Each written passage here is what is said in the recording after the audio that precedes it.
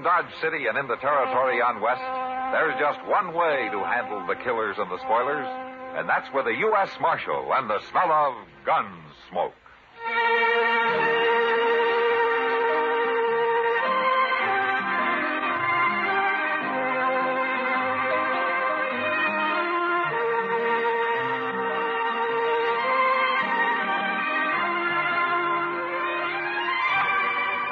Gunsmoke, starring William Conrad. The story of the violence that moved west with young America. And the story of a man who moved with it. I'm that man. Matt Dillon, United States Marshal. The first man they look for and the last they want to meet. It's a chancy job, and it makes a man watchful. And a little lonely.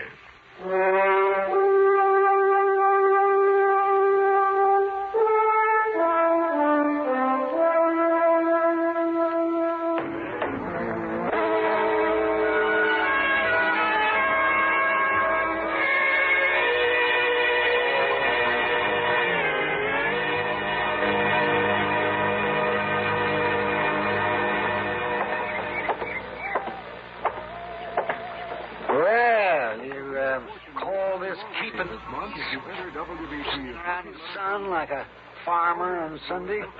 Hello, Doc. Yeah, I wish I was a U.S. Marshal. Get paid whether you work or not. What's the matter, Doc? Did you lose a couple of patients last night? Matt, I'm thinking of moving to San Francisco. Huh? What for? You got a monopoly here in Dodge. San Francisco's full of doctors. Yeah, and probably all rich, too. No, I'm serious, man. Yeah, forget it, Doc. You're some 20 years too late for the gold rush. And anyway, we need you here. Dodge can find another doctor. I'm tired of working day and night and getting paid with promises. Hey, you need some money? I'll call a town meeting and shake it out of these people, Doc. But if you try to go to San Francisco, so help me, I'll throw you in jail and you'll practice from there. Good. And you'll have to feed me, too. Gladly, Doc, gladly, if you can stand Chester's cooking. Yeah, well, I take it all back, man. Last time I ate one of Chester's meals, I was groggy for 3 days. And, speak of the devil, here he comes. Hey, Chester. Hello, Doc. Yeah, Doc wants to know where you learned to cook, Chester. Why, my Uncle Leander learned me, Doc. I bashed with him for a time when I was a boy. Poor old fellow, he died soon after that. I'll bet he did. Well, that stage is kind of late today, ain't it? Huh? Well, the way Hank's driving, it oughtn't to be, but I haven't got time to loaf around greeting stagecoaches. I'll see you then later. So long, Doc. Bye, Doc.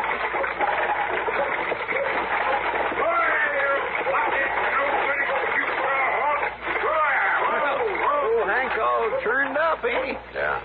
Wait there, Marshal. I gotta talk to you. I'll get right down. Maybe something's wrong. Maybe. We run into a fight, Marshal. Huh? Anybody hurt? Killed a man I had riding shotgun. He fell off, and I had to leave him there. I'll send somebody out for him. Where'd it happen? Right where the trail crosses the south fork of the Pawnee. There were 3 of them bandits, Marshal, but by heaven we put slugs into 2 of them. You mean you killed 2 of them? Oh, no, they rode off, but I could see 2 of them was all hunkered up over their saddles like they was hurting pretty bad. Recognize any of them?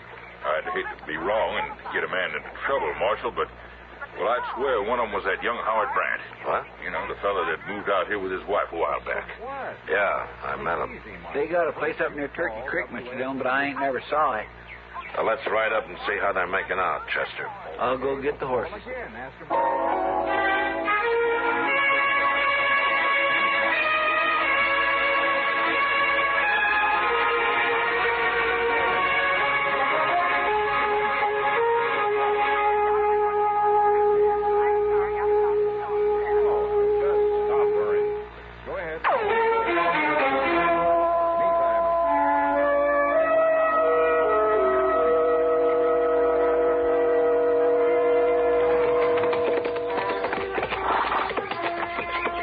I met Howard Brandt when he first come out here, Mr. Dillon.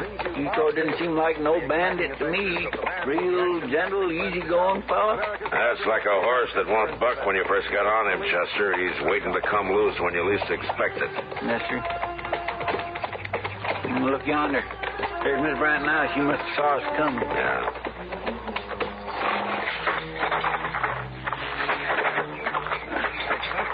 By Special Investigator Johnny Dodd. Hello, Marshal. Miss Brent, do you remember Chester here? Forgot his name. Chester Proudfoot, man. Howard at home, Miss Brent?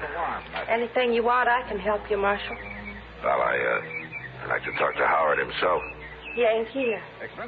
Oh, you mind if we wait for him? I'm real busy, Marshal. Can't you come back later sometime? Well, it's kind of important, ma'am. We'll just wait here on the porch. We won't bother you any. No use, Marshal. Hyde won't be back till tomorrow. Chester. Look there on the steps. Well, that's blood. Miss Brand. That's chicken blood. I just killed one. I'm sorry, Miss Brand, but I'm going to have to talk to Howard. Is he hurt bad? He's dying, Marshal. Leave him alone. I got to find out who was with him. He won't tell you. And anyway, he's out of his head and not making sense. You want to show me where he is? No. No, Marshal. Leave him die in peace. He ain't got long. You kill him asking him questions. I don't figure he'll live through the night as it is. Howard and his friends held up the stage, Miss Brent. They killed a man. Wait, Marshal. I'll tell you. All right.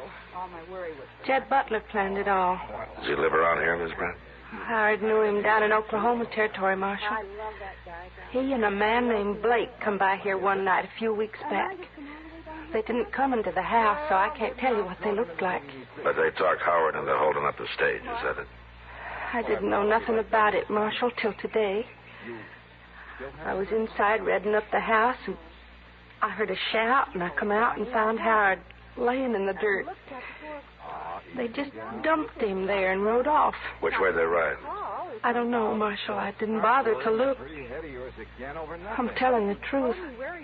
I wish you'd catch him. You think they forced Howard to go along? No. He probably wanted to go. He disappointed me, Marshal. I thought Howard was an honest man. Maybe it's just as well he's dying. I'm going into him now, Marshal. You want me to send Doc out? No. Wouldn't do no good. Well, if there's anything I can do for you, Miss Brandt, let me know. Thanks, Marshal. But I reckon it's too late now.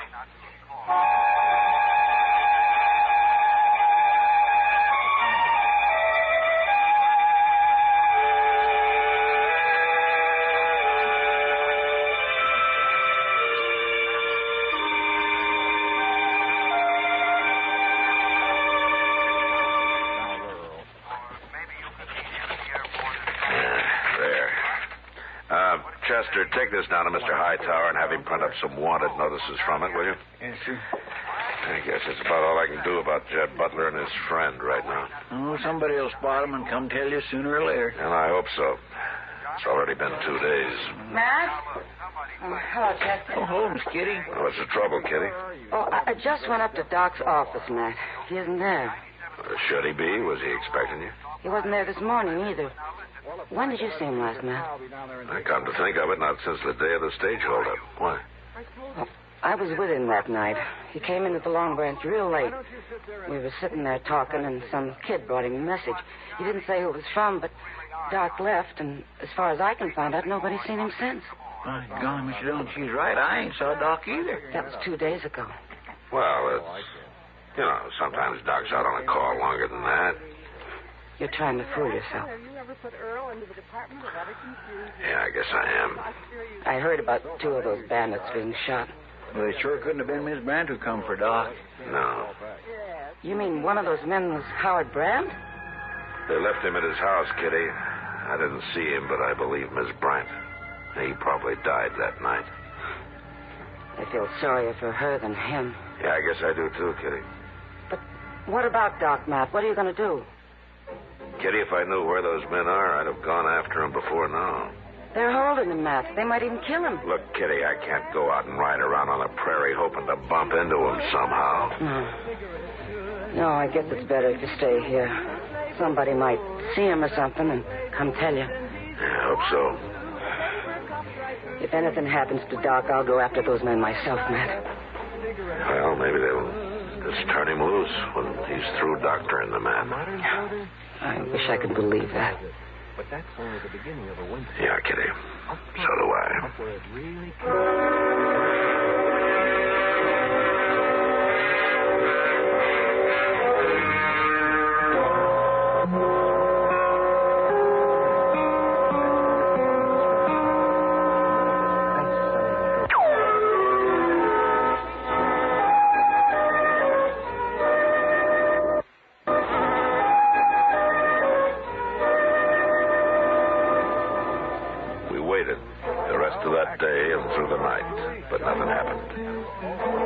morning, however, I was walking down to the office when I saw Miss Brandt drive by in a wagon.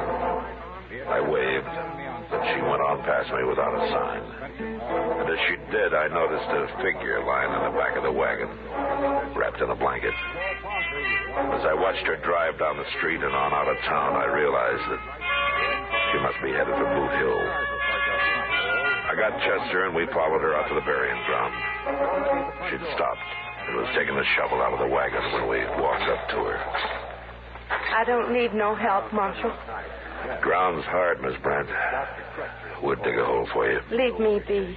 He's my man, and I'll bury him myself. Right where he deserves. Among the rest of these murderers and outlaws. What are you looking at, Marshal? Your face. What happened to you? Shows, does it? Mm-hmm. Jet Butler did that, Marshal. He come by yesterday, knocked me around some. He did? What for? Where is he? I was going to come tell you once I got Howard buried. But tell me now, he's got Doc with him. At least I think he has. Doc was there, all tied up, sitting on a horse. He didn't say nothing. Butler said he'd shoot him if he did. Why'd he beat you? What'd he want? He wanted to know if you'd been around and if we'd told you anything. Howard was still alive, Marshal. I don't know how he lived so long. But he died after Butler got to shaking him and slapping him. What did you tell him? Nothing. That's why he beat me. Miss Brandt, do you have any idea where his hideout could be? I was in the house crying. I didn't see him go. You couldn't track him anyway, Marshal. There's too many horses running around loose out there. Well, at least we know for sure he's got Doc with him, Mr. Dillon. Yeah, but we're no closer to finding him. You sure you won't let us help bury your husband, ma'am? Yeah, I kind of wish you would now, Marshal. I'm just about worn out.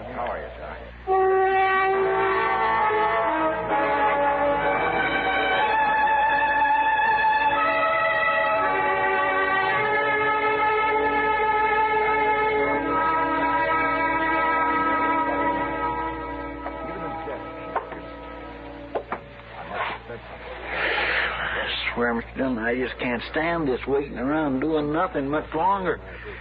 Can't we organize a posse or something? Butler'd get scared if he got wind of a posse, Chester. You mean he'd shoot Doc and try to get away? He might. It's a safer bet just to wait it out. Tobile. Well, come on in. How are you, Tobile? Tobile always good, Chester.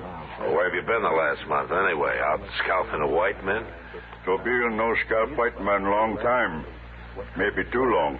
For a tame Indian, you sure got a wild look in your eye. What are you doing here? Tobile hunt antelope on prairie. Way off, see two white men. One ride, very funny. Tobile go very close. They no see, but Tobile see. Well, what did you see, Tobile? White medicine man. Doc? Good man. Take bullet out of Tobile long time ago. No like him all tied up in rope. Come quick, tell Marshal. Do you know where they are, Tobile? Can you track them? White man easy to track. Like buffalo herd, always big pool. When was this? Yesterday. Long ride from here. Chester, go get our horses and find a fresh one for Tobile. Maybe we won't be too late.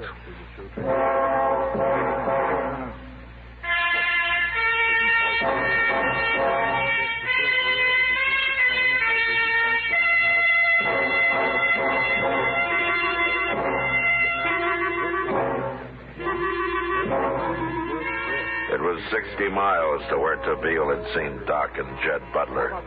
But we rode hard and covered it in a very few hours. From there on, however, with Tabeel tracking, we had to slow down. It was growing dusk when the trail finally led to the edge of a small bluff and then turned and dropped down around to the side of it. We dismounted, followed it the rest of the way on foot, to where we could see a small cabin hidden in a clump of box elder at the base of the cliff. There we waited for the dark. When it came, we sneaked up to the cabin, stood close to the wall, listening.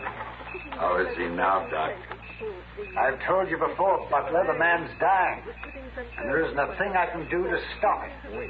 I don't believe you, Doc. I think maybe you're not doing anything on purpose. I'm a doctor, Butler. I do anything in my power to save a life, even that of a murderer. You go on talking like that, I'll blow you open with his shotgun, Doc. Shotgun. Why don't you carry a pistol like ordinary men? I never use nothing but this. And I ain't no ordinary man anyway. Now, I'll say that for you. And no decent ordinary man would be seen in your company. Doc, you're either a fool or you're plumb crazy. Why? Because I'm not afraid to die? Well, you're gonna die. Just as soon as he does. I ain't gonna leave you around to spread no tales. I'm gonna kill you and get out of here. It won't be very long, Butler. Your friend will go most any minute. Maybe I ought to shoot you now. Just leave him here. Chester, Tabeel, let's get back. Man, when I kill him, Mr. Dillon, we better bust in there before it's too late. No, if he killed Doc, sure we do that. Yeah, Tabeel's right, Chester. But we can't just leave him there. Maybe if we make a big noise, Butler'd come out. No, he's too smart for that. But we gotta do something. Doc said himself that wounded man's gonna die any minute. I'm thinking, Chester. If plenty time, could wait and shoot when come out in morning. But we ain't got time. There might be a chink somewhere in that cabin I could poke a gun through. Man say him very spooky now. One little noise, shoot Doc fast. Yeah, I know. I wouldn't dare take the chance. It's terrible being this close and not able to do a blame thing. Yeah. Tabeel know many trick, all kind. But here, nothing. Because if Butler used a pistol, Doc might have a bare chance, but with that shotgun... Wait a minute. What? Wait a minute. What? Shotgun. Yours truly, Johnny Dollar. Yeah, it's not a six-shooter. But it's not a repeating rifle. What do you mean? I mean, he can shoot it once, and then he has to reload. Once is all it takes. Yeah, to kill one man it is, Chester. What are you doing, Mr. Dillon? Here, take my gun belt. Here, take it. Well, what for? I'm going in there, Chester. Unarmed. What? When I get inside, you and Tabeel sneak up close and be ready to come through that door when you hear his shotgun go off. Mr. Dillon, you can't do that. Yes, I can. You'll kill you, sure. Maybe. But if you two don't get in there fast, if he does shoot, you'll club Doc to death. All right, quiet. Yes, it was the body of Frank Hampton found in that car off the Pioneer Trail. Driving along his way to the fire, smoking a cigarette, when his heart suddenly... Who's that? You get over by the door, Doc. I told him to run a test on the other cigarettes they found. Don't you open it yet. About an hour later, there was... Doc Adams is standing by that door, and I got a shotgun aimed at his back. Now, who is it? I'm unarmed. Open the door. Matt? I'll come in with my hands in front of me. Matt, don't do it. Any tricks, and I'll shoot Doc. Go ahead, Doc. Open. Hello, Doc. He's unarmed, Butler. And get in here and close that door. Who are you? Matt Dillon. Bill? Marshal? That's right. You got some men outside, huh? Well, it won't do no good, Marshal. I'll shoot you before they can get anywhere near me. I've got two men out there, Butler. The second they hear a shot, they'll be in here. It'll be too late, won't it, Marshal? Well, that depends on how you look at it, Butler. Won't be too late to take you. That shotgun only shoots once. Take me? Well, you'll be dead. Yeah. Matt, you shouldn't have done this. Why not, Doc? It was bad enough me getting killed. He can only kill one of us, Doc. If he shoots me, Tabeel and Chester will get him. If he shoots you, I'll kill him with my bare hands. You think you got it all figured, don't you, Marshal? Just about. Well, now you know I'd rather kill a U.S. Marshal than a doctor. You know that. Matt, he's right. You should have stayed outside. And stand there waiting for him to shoot you, Doc? No, I wouldn't like that very much. Maybe he'll shoot me anyway. Maybe, but at least there's some kind of a chance now. Now, shut up for a minute. I don't quite figure this. No? No.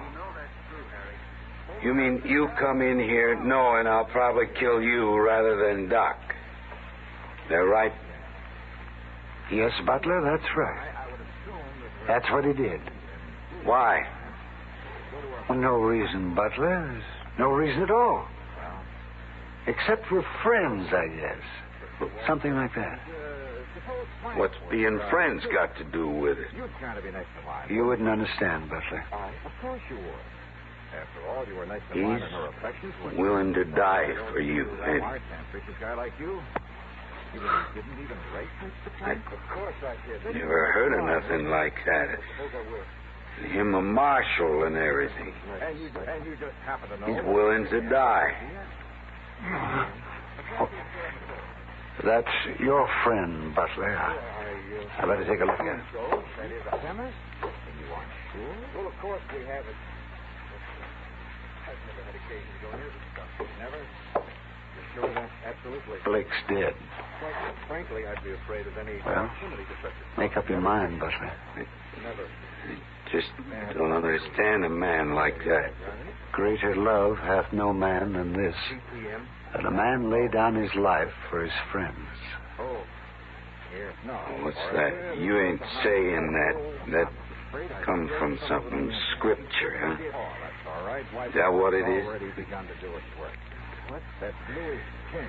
You know, Blake's the only friend I ever had. Friend? Yeah. And a while ago you were willing to leave him here to die alone. Why, you don't know anything about friendship, Butler. No. I guess I don't. Anyway, if I was in a spot like you, there ain't nobody in the world who'd have walked in here to do for me what the marshal's willing to do for you. Well, then I feel sorry for you, Butler. Real sorry. Yeah, it'll still give you pleasure to shoot. Go ahead. No. No, I'd just get killed anyway.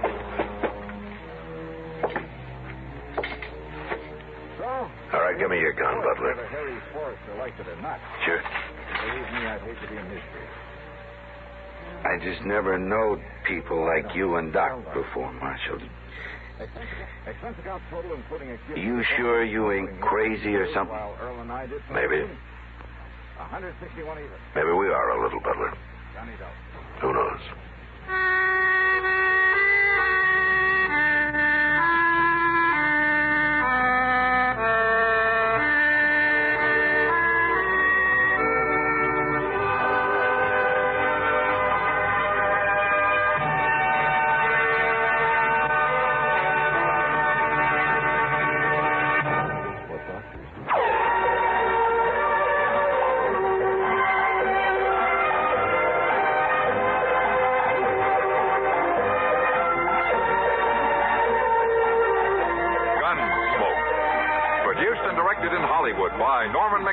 Stars William Conrad as Matt Dillon, U.S. Marshal. The story was specially written for Gunsmoke by John Meston. Featured in the cast were Vic Perrin, Virginia Gregg, Ralph Moody, and Barney Phillips. Harley Bear is Chester, Howard McNear is Doc, and Georgia Ellis is Kitty.